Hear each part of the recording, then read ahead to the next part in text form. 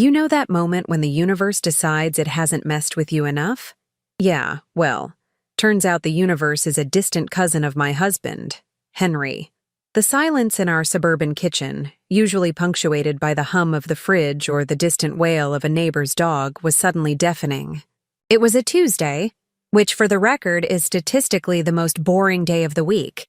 Yet somehow, it managed to deliver the kind of plot twist usually reserved for a Netflix documentary about cults. I was standing there, mid-sip of my lukewarm coffee. Because who has time for hot coffee when you're perpetually running on fumes and the faint hope of a quiet moment? When my eyes landed on the kitchen counter, specifically on a small, unassuming envelope. It wasn't a bill, thank God, nor was it a flyer for another one of Henry's cousin's pyramid schemes. No. This was far more insidious. This was a pair of Super Bowl LIX tickets, premium seats, Section 105, Row 3, the kind of seats that cost more than my first car, my last vacation, and probably Henry's entire sense of self-awareness combined. My heart did a little flutter kick, the kind you get when you realize you've forgotten to pay a bill, but then you remember it's not due for another week. A fleeting moment of relief, followed by the inevitable crash. Because, as delightful as the thought of attending the Super Bowl with my husband, Henry, was, a man whose primary contribution to any sporting event was complaining about the price of beer and asking if the halftime show was over yet, something felt off, like a perfectly baked cake with a lingering whiff of burnt plastic. Henry wasn't a planner. He was more of a, let's wing it and see what happens, probably disastrously kind of guy. So, these tickets, pristine and radiating an aura of expensive anticipation, were a red flag waving in a hurricane. I picked them up, my fingers tracing the holographic security features. They felt real, too real. And then, my gaze drifted to the name printed on the second ticket. Not Natalie, not wife, not even poor soul dragged along. No, it was Lily. Lily. The name hung in the air, thick and cloying, like cheap perfume in a crowded elevator. Lily, Henry's ex-girlfriend from college, the one he still followed on Instagram, whose posts he occasionally liked at 3 a.m., claiming it was muscle memory or a glitch in the Matrix. The one he'd sworn, hand on heart, or at least vaguely in the direction of his chest, was ancient history, a relic from a time when he still thought frosted tips were a good idea. Apparently, I wasn't just invisible, I was also transparent, and possibly, in his grand scheme of things, interchangeable with a woman he hadn't seen in person in over a decade. I stood there, the coffee growing colder, the Super Bowl tickets feeling heavier than a mortgage payment. My first instinct wasn't to scream or cry or even throw the coffee mug at the wall. Though, let's be honest, the thought did cross my mind briefly, like a fleeting, violent whisper. No, my first instinct was to laugh. A low, humorless chuckle that started in my gut and worked its way up, tasting faintly of betrayal and stale coffee. Because really? The Super Bowl? Not a quiet dinner, not a clandestine weekend getaway, but the biggest sporting event in America, with millions of eyes, both live and televised on it? The sheer audacity was almost commendable. Almost. Oh, Henry, I murmured to the empty kitchen, you've really outdone yourself this time. I thought the time you tried to cook Thanksgiving dinner in the microwave was the peak of your domestic incompetence. I stand corrected. The absurdity of it all was truly magnificent. It wasn't just that he was cheating. It was that he was doing it with the theatrical flair of a B-movie villain, complete with front-row seats to the spectacle. It was like he'd planned a grand reveal, only he forgot to invite the main character, me, to the dress rehearsal. Or even to the show itself, unless I was supposed to be the popcorn vendor. My mind, which usually operates on a what's for dinner and did I remember to lock the door? Frequency suddenly shifted into overdrive.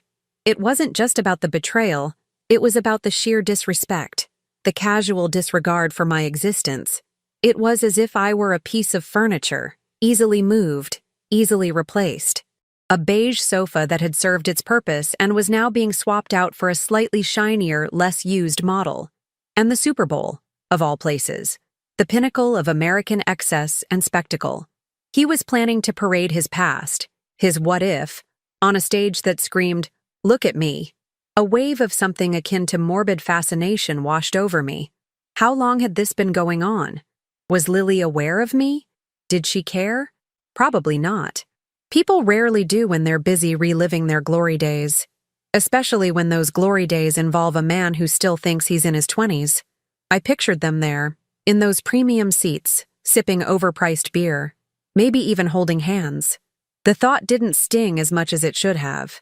It was more like watching a particularly bad reality TV show, where the characters are so devoid of self-awareness that you can't help but be entertained by their train wreck. "Well, isn't this just delightful?" I said, my voice dripping with an irony so thick you could spread it on toast. Apparently, I wasn't just invisible. I was also transparent enough for Henry to see right through me and straight to his past. Who knew my superpower was being a human window? The initial shock gave way to a cold, calculating calm. The kind of calm that precedes a storm. Or perhaps, in my case, a perfectly executed, subtly devastating act of domestic terrorism. Henry thought he was going to the Super Bowl with Lily. Oh, he was going to the Super Bowl, all right. Just not in the way he imagined. And definitely not with the company he expected. The game was on. And I, for one, was ready to play. The days that followed were a masterclass in passive-aggressive performance art. Henry, bless his oblivious heart, was practically humming with pre-Super Bowl excitement. He'd walk around the house, checking his fantasy league stats, muttering about defensive strategies, and occasionally asking me if I thought his lucky jersey still fit. I'd just nod, offering a saccharine smile that could curdle milk. "Oh, absolutely, honey. It fits you like a glove that's about to get very, very dirty." He, of course, heard none of the subtext. He rarely did. His hearing was selective, much like his memory of our wedding vows. The microaggressions, which had been a low hum in our marriage, suddenly cranked up to a full-blown symphony. Henry would leave his socks on the floor, knowing full well I'd trip over them. He'd forget to take out the trash, leaving a festering monument to his domestic neglect. He'd even started leaving his empty cereal bowls on the counter, as if I were his personal house elf. Each small act was a tiny pinprick, a reminder of how little he valued my presence, how much he took me for granted. And each pinprick fueled the fire of my burgeoning plan.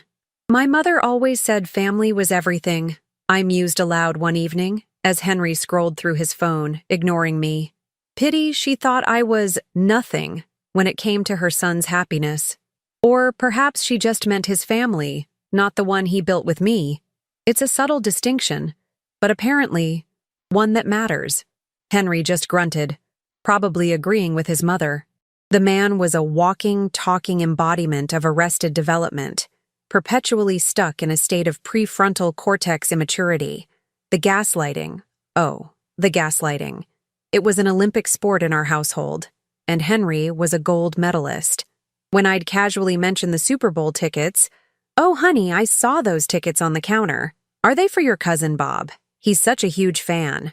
Henry would develop a sudden convenient case of amnesia. "Tickets? What tickets, sweetie? You must be imagining things. Maybe you need more sleep." He'd say it with such earnest concern, such a practiced furrow of his brow, that for a split second, I'd almost believe him. Almost. I was made a fool of, I thought, watching him meticulously clean his favorite team's cap.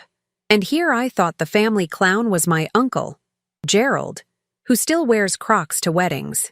Turns out, it was me, playing the role of the devoted wife while my husband was busy auditioning for a role in How to Lose a Wife in 10 Days Super Bowl edition. The abandonment wasn't just emotional, it was literal. Henry was spending more and more time working late, or at the gym, though I suspected the gym was a euphemism for plotting his Super Bowl tryst with Lily. I'd come home to an empty house, the silence echoing my growing detachment. It was almost liberating, in a twisted way. It gave me ample time to plot, to scheme, to meticulously plan the downfall of a man who thought he was untouchable because he owned a season ticket to mediocrity. My social circle, bless their hearts, were no help. My best friend Sarah would say, "Oh, Natalie, you're overthinking it. Maybe it's just a work thing." My sister, bless her even more, would offer, Well, you know Henry. He's a bit clueless. He probably didn't mean anything by it. Nobody defended me. Nobody saw the slow, insidious erosion of my marriage. They saw Henry as the lovable, slightly goofy husband, and me as the perpetually stressed wife. It was a running gag, a punchline I was tired of delivering.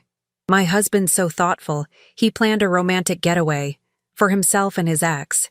And my family? They just thought it was Henry being Henry. Apparently, Henry being Henry is a synonym for Henry being a colossal jerk. I started seeing Henry through a new lens, one coated in a thick layer of cynical amusement. Every time he'd complain about the traffic, I'd think, "Just wait, honey. You're about to hit a real traffic jam of consequences." Every time he'd boast about his connections at work, I'd picture him trying to use those connections to get out of the mess he was about to create. He was a caricature, a walking billboard for male entitlement, and I, his long-suffering wife, was about to pull the plug on his little show. The Super Bowl tickets sat in a drawer in my nightstand, a constant, tangible reminder of his betrayal. I'd look at them sometimes, picturing Lily's face, probably all dewy-eyed and nostalgic, as she sat next to Henry, basking in the glow of his pathetic attention. The thought didn't make me angry anymore. It made me determined to turn their little romantic comedy into a slapstick tragedy. I started doing my research, not just on Super Bowl seating charts, though that was crucial, but on Henry's habits, his vulnerabilities, his deepest, darkest fears. Turns out, his deepest fear wasn't losing me, or even losing his job. It was public humiliation, the thought of being seen as anything less than the successful, put-together man he pretended to be. And that, my friends, was a goldmine. The more I observed him, the more pathetic he seemed. He was like a child playing dress-up, convinced he was a grown-up. And I, the adult in the room, was about to take away his toys and replace them with a very uncomfortable, very public, very smelly surprise. The Super Bowl wasn't just a game anymore. It was a stage. And I was about to steal the spotlight. From Henry, and from Lily, and from anyone else who thought I was just a background character in my own life. My suffering, you ask? Oh, I ironized it. I turned it into a stand-up routine I performed for myself in the shower. You know you've hit rock bottom when your husband plans a romantic date with his ex at the Super Bowl.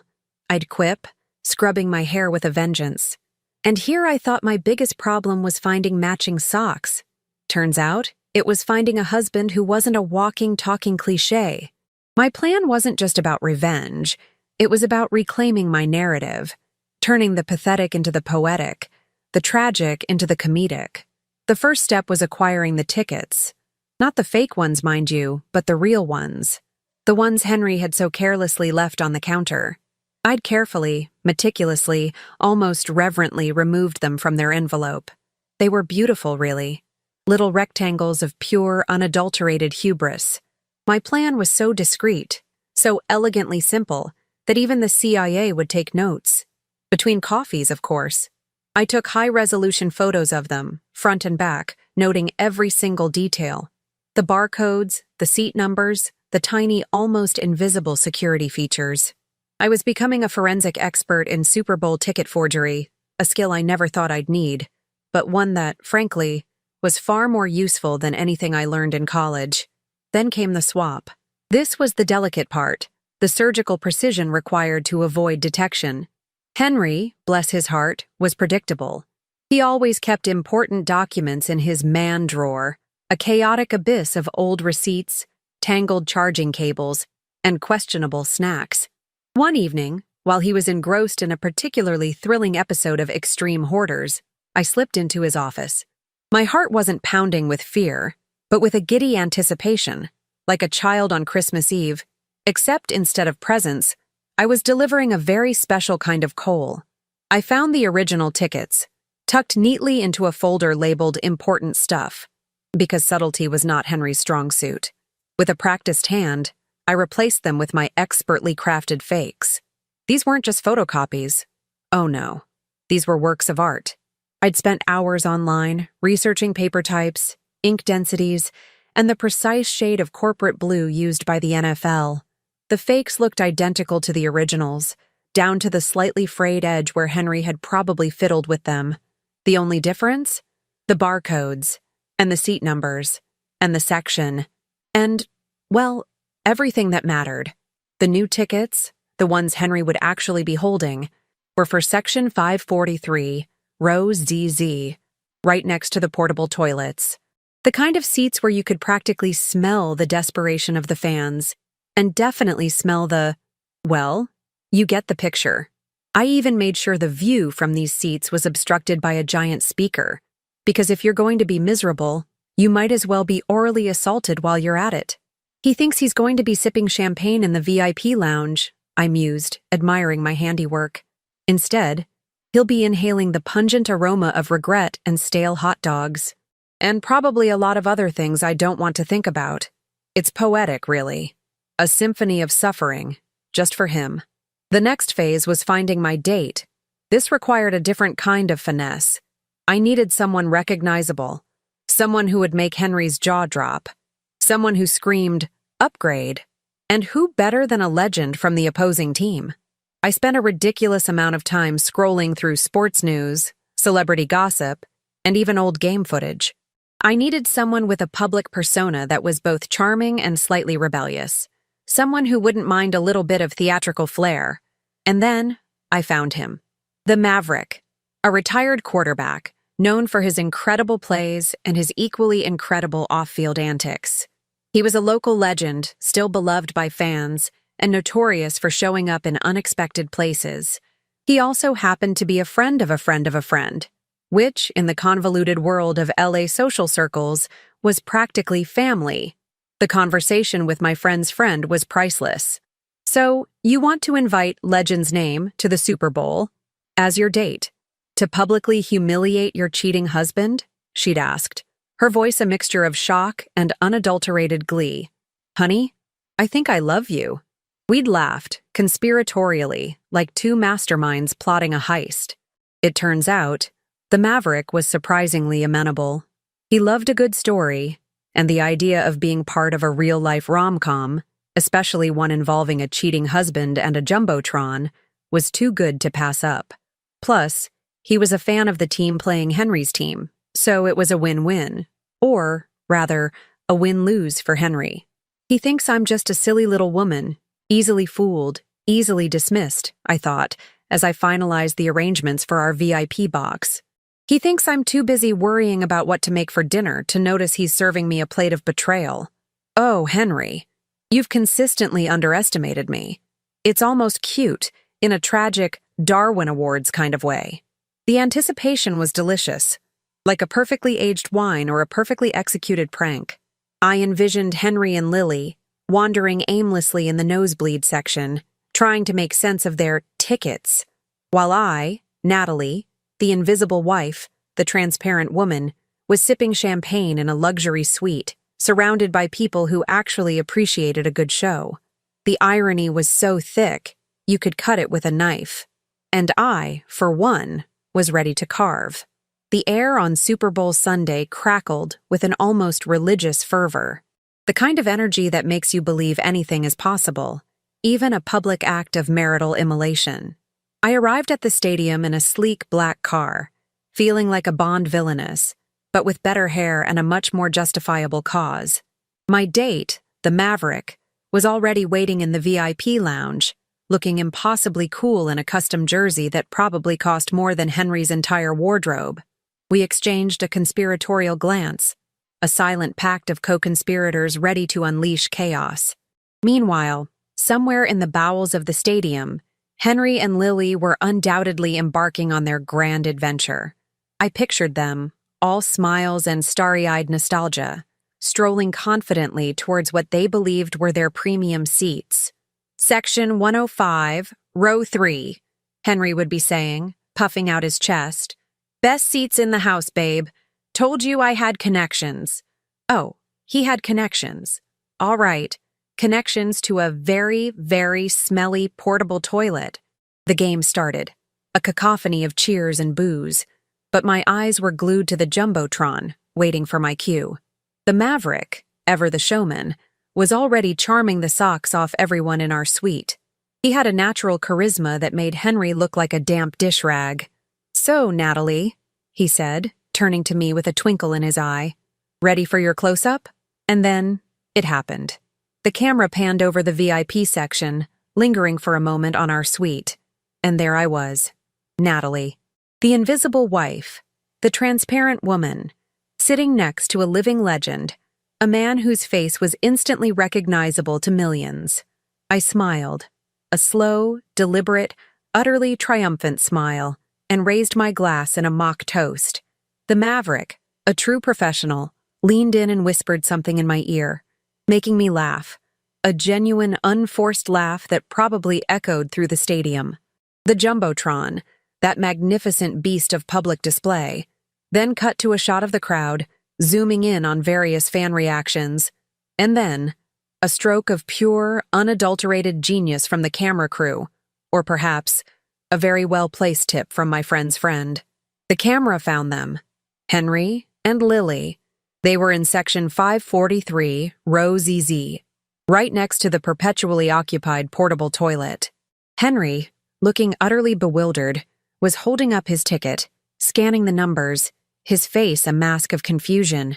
Lily, meanwhile, was fanning herself with a program, her expression a mixture of disgust and growing irritation. The smell, I imagined, was truly something. The camera zoomed in further, capturing Henry's frantic, desperate search for his real seats, his eyes darting around like a cornered rat. He was probably muttering, "This can't be right. These aren't our seats. There must be a mistake." "Oh, there was a mistake, Henry. You made it." The contrast was glorious. On one screen, me, radiant and laughing with a football legend. On the other, Henry, disheveled and increasingly frantic, next to a public restroom, with his increasingly annoyed ex-girlfriend. The crowd around them, oblivious to the marital drama unfolding, probably just thought they were two confused tourists. But I knew. And Henry, I suspected, was about to know. A ripple of murmurs spread through our VIP suite. People were pointing at the Jumbotron, then looking at me, then back at the Jumbotron. The maverick just winked. "Never imagined a signature on a piece of paper would leave so many grown men pale," I whispered to him. And no one was even into art.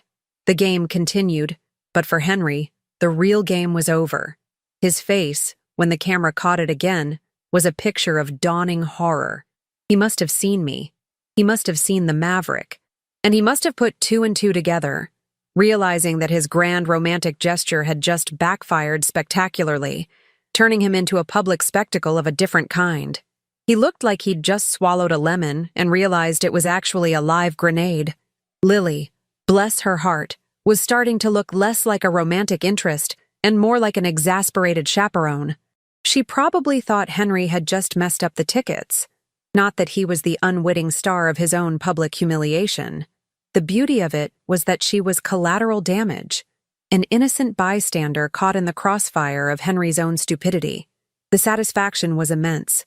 It wasn't just about revenge. It was about justice. It was about taking back the narrative. For years, I'd been the quiet one, the supportive wife, the background character. Today, I was the star. And Henry? He was the punchline. The revelation was not just delightful, it was a triumphant roar that echoed in my soul. The Super Bowl was a game, yes, but today, I had won the championship. And the trophy was Henry's utterly mortified face. The aftermath was, predictably, a glorious mess. Henry called me later that night, his voice a strangled mix of rage, confusion, and something that sounded suspiciously like a whimpering puppy. "Natalie, what the hell was that? My tickets. And who was that guy? What did you do?" I just hummed a little tune into the phone, a jaunty, innocent melody. "Oh, Henry? You mean the Super Bowl? It was quite the game, wasn't it? And the halftime show was something. As for that guy, well, let's just say I finally got a date who knows the difference between a touchdown and a tantrum." He sputtered, threatened, pleaded. It was magnificent. Lily, I heard later, had taken an Uber home halfway through the third quarter, leaving Henry to stew in his own juices, literally and figuratively, next to the portable toilet. The new normal was less about a clean slate and more about a scorched earth policy. Henry tried to salvage things, of course. He showed up at my door with flowers, then with a pathetic apology, then with a lawyer. I just smiled, a serene, almost beatific smile. "Oh, Henry," I'd say, "you're trying to put out a bonfire with a squirt gun. It's cute, but ultimately futile." The divorce papers were served swiftly, cleanly, and with a level of efficiency that would make a Swiss clockmaker weep with joy. The Super Bowl incident, as it became known, was a rather compelling piece of evidence in my favor. Turns out, public humiliation can be quite persuasive in a court of law, especially when it involves a jumbotron and a football legend. My family, who had previously been so quick to dismiss my concerns, suddenly developed an acute sense of hindsight. "Oh, Natalie, we always knew Henry was a bit off," my sister would say, as if she hadn't spent the last 5 years telling me to just be patient with him. My mother, bless her heart, even offered a half-hearted apology for not seeing it sooner. I just nodded, letting them wallow in their belated wisdom. It was almost endearing, their desperate attempts to rewrite history. Almost. Life after Henry was surprisingly quiet and clean. No more socks on the floor, no more empty cereal bowls, and definitely no more surprise Super Bowl tickets for ex-girlfriends. My apartment felt lighter, brighter, filled with my own choices, my own quirks. I started taking painting classes, something Henry had always scoffed at. I adopted a ridiculously fluffy cat named Maverick in honor of my co-conspirator. He was, coincidentally, just as opinionated and independent as his namesake. I reflected on the consequences, not with bitterness, but with a wry amusement. Henry had lost his wife, his dignity, and probably a good chunk of his self-respect. Lily had lost a potential rekindled romance and gained a lifetime of Super Bowl-related trauma. And I gained my freedom, my voice, and a truly epic story to tell at dinner parties. "You know, I used to think I was invisible," I'd tell new acquaintances, a mischievous glint in my eye. Turns out, I just needed a jumbotron and a football legend to make a statement. There was a certain poetic justice in it all. For so long, I had been the silent observer, the one who absorbed the slights and the indignities. But I had learned that even the quietest person can orchestrate the loudest explosion. I hadn't sought revenge out of malice, but out of a desperate need for recognition, for validation that I was more than just a convenient accessory. And in the end, I got it. And a pretty good laugh, too. The Super Bowl incident became my personal meme, a testament to the fact that even the most painful betrayals can be transformed into a darkly comedic masterpiece. I never victimized myself. I just exposed the absurd, pathetic truth of it all.